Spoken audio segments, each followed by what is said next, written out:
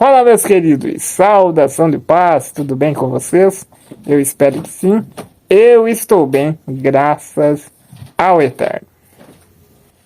Nós estamos vivendo um tempo e uma época, um recorte temporal, no qual a ciência tem ganhado uma posição quase de divindade, de modo que as pessoas só consideram algo factual e verídico se ele é comprovado pela ciência, embora pense eu, e creio estar correto nessa minha análise, que nem todas as verdades da vida são verificáveis pelo método científico. Existem coisas que são verdade, mas que não são verificáveis em laboratório.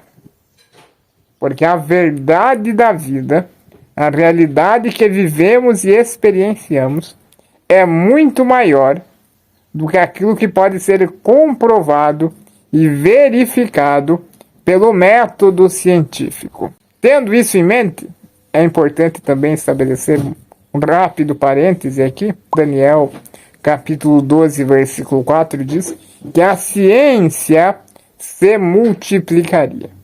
Então, esse avanço científico e até esse endeusamento, assim digamos, da ciência, ele já fora profetizado dentro das Escrituras Sagradas. Bom, tendo isso em mente, e essa é a introdução da minha conversa com vocês, eu quero dizer o seguinte, que nessa nossa busca por conhecimento, nós podemos justamente, por achar que toda a verdade da vida deve ser verificada pelo método científico, achar que a ciência é o limite, é o teto de todo tipo de conhecimento. Porém, como eu disse, eu não creio assim, porque a realidade da vida é muito maior do que isso.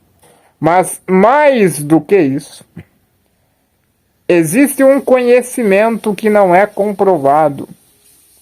Existe um conhecimento que não advém única e exclusivamente da ciência. É o conhecimento de Deus. É o conhecimento da revelação das Sagradas Escrituras. É uma revelação genuína e real da pessoa do Cristo. Isso não pode, de modo nenhum, ser comprovado pelo método científico. Pelo contrário, muitos que são grandes arautos da ciência se colocam como ateus. Muitos, não todos. Porque essa ideia de que todo cientista é ateu e que não crê na divindade, que não crê nas Sagradas Escrituras, colocando como que se a fé e a religião fosse coisa de gente incauta, indouta, sem nenhum tipo de conhecimento, isso é uma inverdade, tá? Isso é uma inverdade. Você pode pesquisar o que eu estou falando. Existem muitos cientistas ateus, mas esse número está longe de ser a totalidade. Esse número está longe de ser o todo, tá? Pesquisa o que eu estou dizendo. Dito isso também, né? Fechando mais um parênteses aqui, essa fé, essa revelação, esse conhecimento, ele não pode ser verificado pelo método científico. Mas só aqueles que já tiveram um encontro com Deus podem dizer o quão real isso é. Só aqueles que já foram achados, encontrados, escolhidos pelo Senhor podem relatar e constatar a veracidade dessa realidade. O quão real tudo isso é. O quão real é a nossa experiência de encontro e vivência com o Senhor. Sim, vivência. Porque a vida com Deus não se resume a encontros. O Espírito Santo, ele não veio fazer uma visita a nós, ele habita em nós. Ele vive em nós diariamente, 24 horas por dia, 7 dias por semana, 12 meses do ano.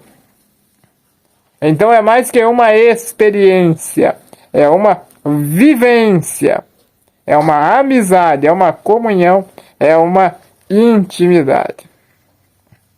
Então esses que tiveram essa experiência e que têm essa vivência é que podem relatar o quão real isso é. O método científico, na maioria das vezes, vai negar isso. Mas quem teve essa experiência pode comprová-lo. A ponto de, em Filipenses capítulo 3, versículo 8, o apóstolo Paulo dizer o seguinte: eu considero tudo perda, comparado à sublime grandeza do conhecimento de Cristo Jesus. Veja bem, Paulo era uma das mentes mais afiadas e aguçadas do seu tempo.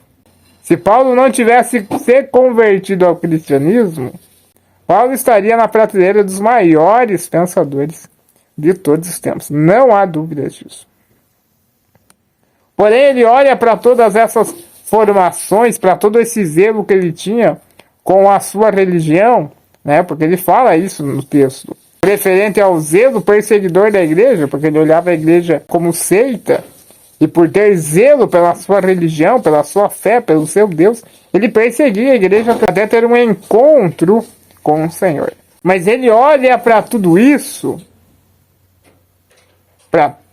que ele galgou, que ele conquistou ao longo da sua vida, e ele diz assim: eu considero tudo perda.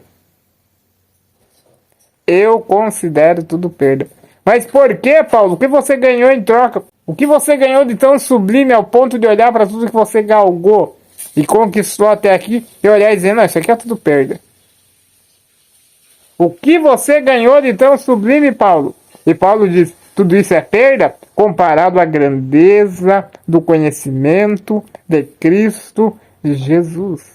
Paulo teve um encontro com Cristo no caminho para Damasco e não teve rabino, não teve cientista da época que pôde convencê-lo do contrário. Mais do que isso, como eu disse, ele teve o encontro, mas ele tinha uma vivência com a pessoa do Espírito Santo, a ponto de olhar para as aflições que ele sofria e chamá-las leve e momentânea tribulação, porque ele tinha essa vivência. Além de ter a experiência, ele tinha a vivência, que não é verificada pelo método científico, mas era uma realidade dentro dele, e ele sabia disso, a ponto dele sofrer por isso, a ponto dele morrer por isso. Ora, queridos, convenhamos, ninguém morre por uma mentira, ninguém morre por algo que para ele não seja verdade. Quando a pessoa morre por algo, é porque ela crê, acredita piamente naquilo. Então ele tinha tanto essa experiência inicial, quanto essa vivência diária. E tendo tudo isso, o desejo de Paulo, sabe qual é? Conhecer ainda mais. Conhecer ainda mais sobre esse Cristo. Ou melhor, conhecer ainda mais esse Cristo. Porque o conhecimento que Paulo tinha de Cristo não era um conhecimento sobre ele. Era um conhecimento dele, ou seja, um conhecimento que vem a partir de uma vivência, a partir de um relacionamento. Se você pesquisar qualquer personalidade, você vai poder ter várias informações sobre ela. Agora, conhecer ela, apertar na mão, sentar para conversar, é outra história. Você pode ter informações sobre ela, agora conhecer ela é outro papo. O conhecimento que Paulo tinha de Jesus não era um conhecimento sobre Jesus. Era um conhecimento que advinha da intimidade, de uma relação, de um relacionamento. E Paulo olha para tudo isso, para todo o conhecimento que ele tinha, e diz: eu quero ter mais. O que eu conheço do meu Cristo não é suficiente. Eu quero conhecer cada vez mais. Eu lhe pergunto, o que Paulo viu? A que tipo de conhecimento, informação e revelação Paulo teve acesso? Ao ponto dele dizer, eu considero tudo perda. Eu considero tudo perda. A que tipo de revelação Paulo teve acesso, que ele disse, eu considero tudo perda. E ao dizer isso, perceba, a carta aos Filipenses foi escrita de dentro da prisão. Ao dizer isso, Paulo está, de certa forma, nas entrelinhas dizendo o seguinte, eu não estou correndo atrás de nada, porque eu não preciso de mais nada. Eu já tenho o suficiente. Tudo que eu adquiri até aqui, eu considero perda, porque eu já achei que eu precisava. Eu já encontrei o que eu precisava. A minha busca acabou. A minha procura terminou. Eu já encontrei o que me faltava. Eu já me sinto completo. Eu já me sinto satisfeito no conhecimento de Cristo, na revelação de quem Ele é. Em uma sociedade, em um tempo, onde as pessoas correm freneticamente em busca de resultados, deixa eu lhe dizer, nós, você, eu, temos acesso a esse nível de revelação, que já tivemos essa experiência e que temos essa vivência com Cristo. Nós não podemos andar como o resto do mundo, correndo loucamente em busca de números vazios, de resultados, de aprovação alheia. Porque eles correm atrás disso, porque eles precisam disso, eles precisam ser validados. Falta algo a eles, eles não se sentem completos. Eu já encontrei o que eles procuram. Você, creio eu, já encontrou o que eles procuram. E se não encontrou, através desse vídeo, o Senhor está se manifestando a você. Através desse vídeo você pode estar tendo a experiência que Paulo teve no caminho para Damasco. E essa experiência, se você entendê-la e acolhê-la, se tornará uma vivência diária e você nunca mais viverá e estará sozinho. Porque você terá a pessoa bendita do Espírito Santo habitando em você e te revelando esse conhecimento que Paulo tinha acerca do Cristo. Agora, nós não podemos, nós que temos acesso a essa experiência, que tivemos essa experiência, temos essa vivência e temos acesso a essa revelação, nós não podemos andar igual aos outros, correndo atrás do vento. Como se sempre estivesse nos faltando alguma coisa. Sabe por quê? Porque não nos falta. Nós precisamos encontrar esse lugar de satisfação na pessoa do Cristo.